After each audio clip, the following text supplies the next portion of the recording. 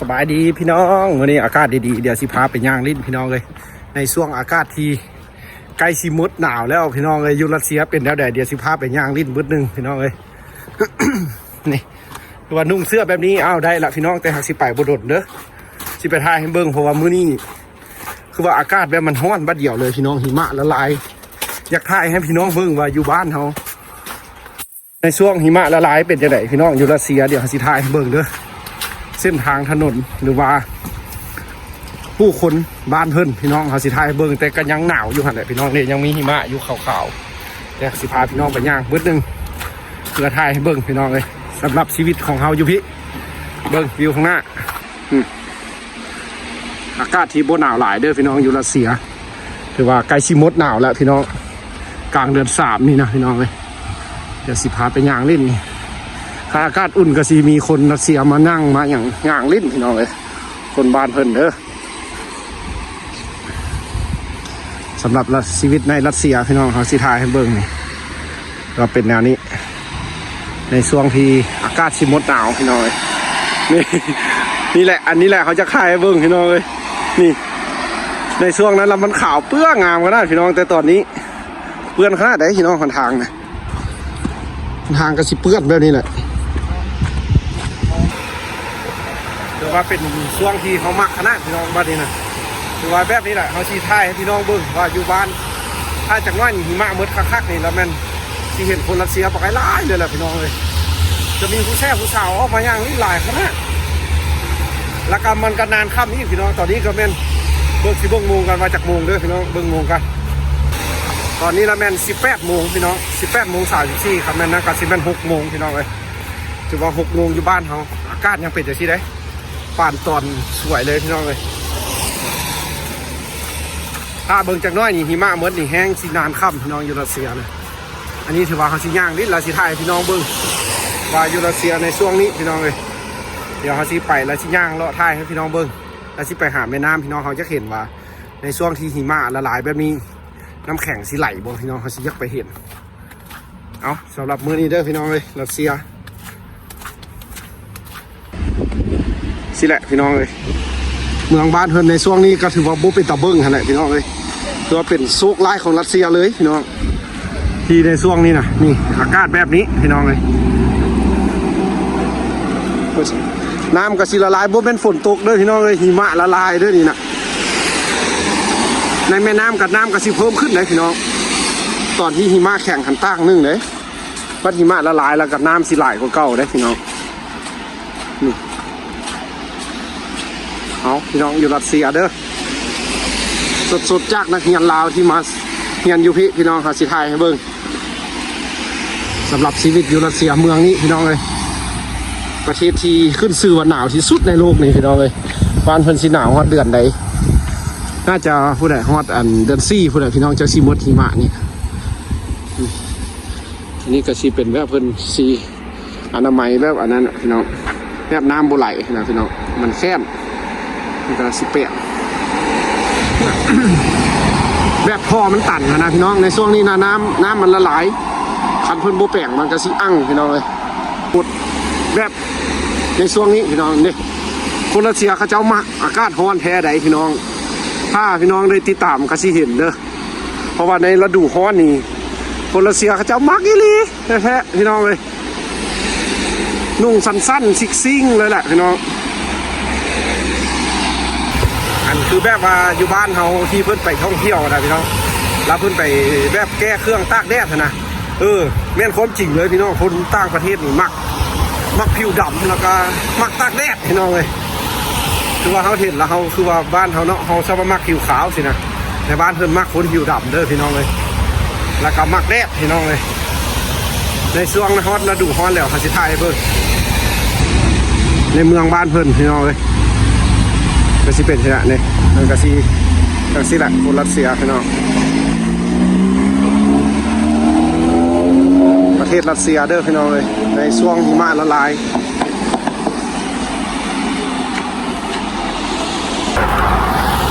ถือว่าเอาสิท้ายให้เบิ่งพี่น้องเลย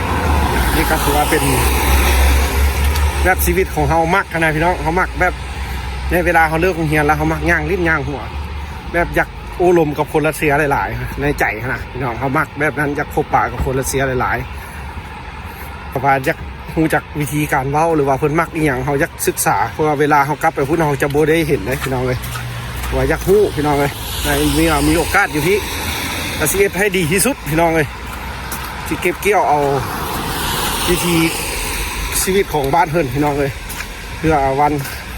ต่อไปมันสิเป็นเท่าใดก็ยังบ่ฮู้พี่น้องเลยอันนี้ก็ถือว่าเขาซีมาเลาะไทยพี่น้องเบิ้งนี่ก็ถือว่าเป็น16 โมงหรือว่า17 โมงย่าง19ลุงนี่ว่าพี่น้องคือว่าเป็นช่วงเวลาที่18 โมง30 ปลาย34 นาทีพี่น้องเลยอันนี้ก็คือว่าถ้าเป็นจากน้อยนี่เพราะว่าเดือน4หรือว่าเดือน5นี่บ้านเพิ่นจะบ่มีกลางคืนจะเป็นจังซี่แหละ11 12 โมงก็ได้พี่น้องบ่เชื่อเดี๋ยวเฮาสิถ่ายให้เบิ่งเป็นจังซี่แหละตอน11 12 โมงเด้อคือว่าเป็นอีกอันหนึ่งพี่น้องที่อยู่รัสเซียมันต่างกับบ้านเฮาแหงเราก็บ่ฮู้กลางคืนบ่มีพันยามฮ้อนพี่น้องเลยหัวบ้านเพิ่นพี่น้องเลยนี่รถล้างนี่หัวเพื่อนขนาดแหละพี่น้องในช่วงนี้ประเด็นยังบ่ตกเลยฮะ18 19 โมงแล้วพี่น้องเลยยังซ้ำนี้ถ้ามันนั่นฮ้อนไปหลายกว่านี้แห้งสิเป็นแนวนึงอีกพี่น้องเลยเอาขอบใจพี่น้องเด้อที่ยังติดตามพี่น้องเลยถ้ามักหรือว่ามีอย่างก็ฝากพี่น้องสนับสนุนหับชมคลิปสวยเพื่อเป็นกำลังใจให้เราเด้อพี่น้องเลยเพื่อวันข้างหน้าเขาสิได้พัฒนาตัวเองไปเรื่อยๆพี่น้องเลยจะได้มีเงินไปซื้อกล้องฝันคืออยากมีกล้องพี่น้องตอนนี้นะอยากมีกล้องโกโปรเพื่อจะสะดวกในการถ่ายคลิปแล้วมันก็สิออกมาสวยงามเลยนะครับเพิ่มความมีสีสันของช่องพี่น้องว่ายามแรงบ้านเพิ่นพี่น้องอันนี้นะเอามาย่างลิ้นยามเลิกเรียนพี่น้องเลยสิพาพี่น้องไปเบิ่งแม่น้ำเขาก็จะเห็นว่าหิมะมันสิละลายบ่พี่น้องแล้วมันสิไหลบ่ที่บ้านที่เขาไปเอาป่าอย่างนี้จักสิแหละตอนหิมะละลายเขาก็บ่ฮู้เด้อว่ามันสิกลับขึ้นมาหนาวอีกบ่หรือว่ามันสิฮ้อนไปเลยบ่เขาก็ยังบ่ฮู้เดี๋ยวเขาอยู่เขาสิถ่ายให้เบิ่งพี่น้องแต่ถ้าปกติแท้ๆแล้วแม่นมื้อเดือน4ผู้ใดพี่น้องยังมีหิมะเด้ก็ลองรุ่นเบิ่งแต่ของมื้อนี้อากาศดีสุดๆพี่น้องก็บ่ฮู้เลยอยู่ซื่อๆแล้วร้อนแถวนี้ก็สิมีวัฒนธรรมเพิ่นพี่น้องเลยก็สาวคริสเตียนพี่น้องเลยนี่โบสถ์งามๆตัวนี้นะเป็นสีเขียวได้พี่น้องโบสถ์ตัวนี้คนก็เข้าไปมาได้ฮะเป็นยามแรงแล้วพี่น้องทางหน้าเขาก็สิเป็นอันนั้นละพี่น้องเป็นแม่น้ำแล้วได้ฮะเดี๋ยวสิพาไปย่างพี่น้องเลยเขาก็มักอากาศแบบนี้โอ้ดนมีพี่น้องเลยรัสเซียนะปีนึงมีฤดูร้อนแต่3 เดือนนึงด้วยพี่น้องเลยวัดเดือน8 เดือน 9ก็เริ่มหนาวอีกแล้วพี่น้องเลยอันนี้ก็ถือว่าวัฒนธรรมเพิ่นพี่น้องเลยโบสถ์งามๆเลยชาวคริสเตียนเพิ่นมัก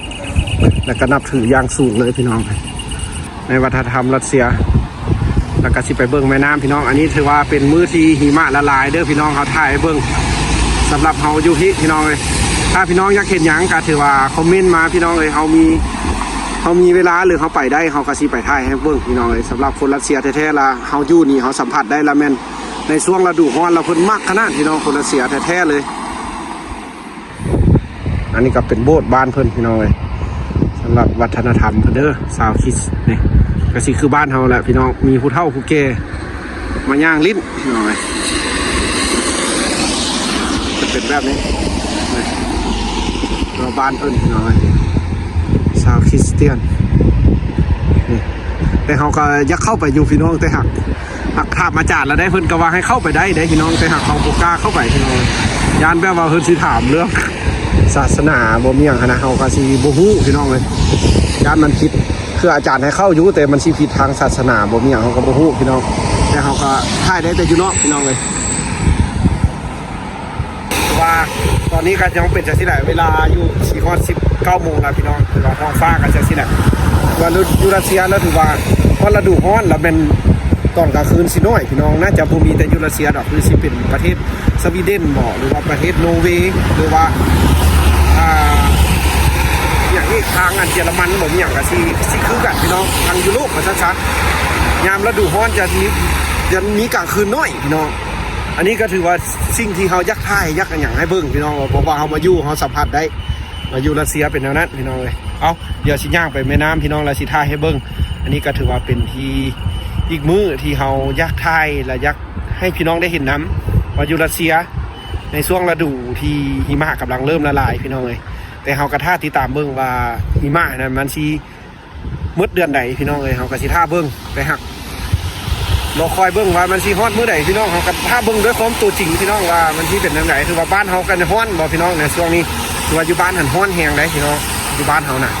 คือว่าอยู่รัสเซียนี่ยังหนาวจังซี่ได้คือเฮาถ่ายให้เบิ่งเลยพี่น้องแบบคลิปนี้ก็ถือว่าแบบ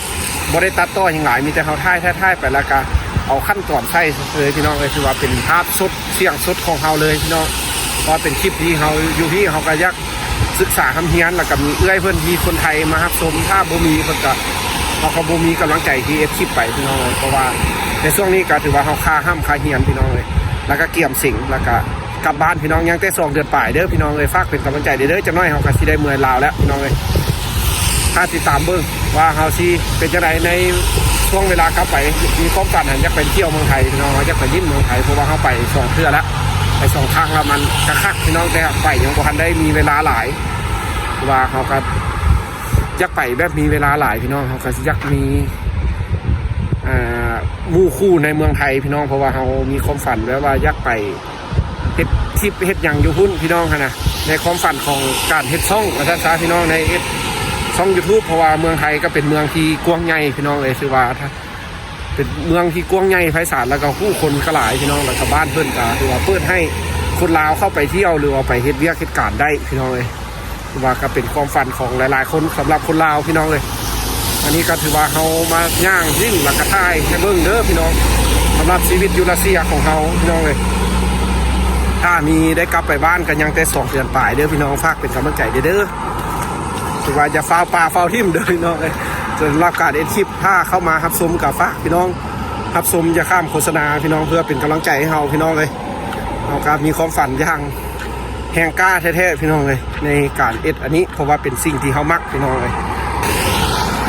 แต่ยังบ่ไหลพี่น้องคือว่าน้ำนี่ยังบ่ไหลเด้อพี่น้องบ่มีคือว่ายังแค้นอยู่พี่น้องเลยก็มื้อนี้อยู่รัสเซียพี่น้องเลยดิ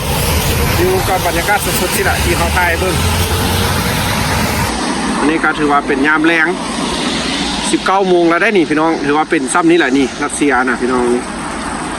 เด็กเดี๋ยวบ้านเพิ่นก็สิเป็นจังซี่แหละเนาะเดี๋ยวเฮาสิไปแม่น้ำแล้วสิถ่ายให้เบิ่งเด้อพี่น้องเลยอยู่รัสเซียเป็นจังไดนี่อันนี้ก็เป็นแม่น้ำที่เฮาไปถ่ายแล้วก็มีเห็นเพิ่นเอาป่าเอาหยังนะพี่น้องอันนี้เขาก็ย่างมาเดี๋ยวจะน่าสิข้ามทางไปบนนั้นพี่น้องเพราะว่าอันนี้มุมมีทางมาลายพี่น้องเลยเอาสิมาถ่ายมุมสูงให้เบื้องต้นว่าสภาพมันเป็นอย่างไรพี่น้องเลยอันนี้ก็ถือว่าเป็นบรรยากาศที่เขาบกไก่จักเงินเขาพี่น้องเลยนี่ลั่นคล้องนะพี่น้องนี่เอาศาสนาคริสต์เด้อพี่น้องเลยชาวคริสเตียนเดี๋ยวมีรถกระบะแล้วนี่พี่น้องนี่เริ่มมีรถกระบะแล่นละอากาศร้อนๆสินะพี่น้องเลย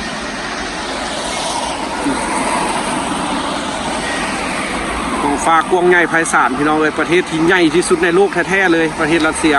แผ่นดินใหญ่พี่น้องเลยแต่ประชากรยังบ่หลายเท่าอินเดียหรือว่าจีนพี่น้องเลยประชากรยังน้อยอยู่แต่เป็นประเทศที่พัฒนาไวได้พี่น้องบอกแถวนั้นยังบ่มีตึกปีกายนี่พี่น้องเลยปีกายปีก้อนนะปีนี้เต็มหมดแล้วนี่ว่าในช่วงอากาศแจ้งจะเห็นพี่น้องเลยเบื้องนั้นมีแต่โรงจักรโรงงานเลยได้พี่น้องครับเบื้องนั้นนะก็เป็นเศรษฐกิจที่ใหญ่ที่สุดเลยตัวเบื้องนั้นนะพี่น้องเลยเป็นข้ามแม่น้ำไปสำหรับประเทศนี้พี่น้องเลยรัสเซียบ้านเพิ่นบ่ได้ว่าบ่เจริญเด้อพี่น้องเลยเพียงแต่แบบด้านนอกมันบ่งามซื่อๆพี่น้องว้าวความซื่อเลยแต่รัสเซียนี่บ้านเพิ่นเมืองใหญ่เจริญได้พี่น้องเลยอันนั้นเราเป็น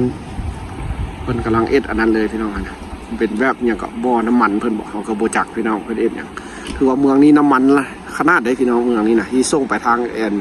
เอเชียบ้านเฮาพี่แหละพี่น้องเลยครับพอหลายเดี๋ยวสิพาไปเบิ่งโมโม่พี่น้องน้ำเด้อไปอันนี้มาถ่ายมุมให้เบิ่ง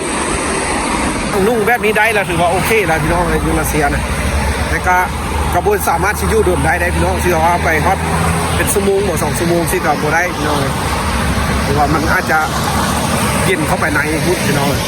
เรากลับมาถ่ายเบอร์หนึ่งประมาณ30 นาทีเราก็ซิมือพี่น้องเลยแรงอยู่คนจินเอาเข้าใจพี่น้องเดี๋ยวสิพาไปเบิ้งน้ำเด้อพี่น้องไปเบิ้งน้ำมั่วๆน้ำกันช่องน้อยๆพี่น้องถ่ายให้เบิ้งชีวิตในรัสเซีย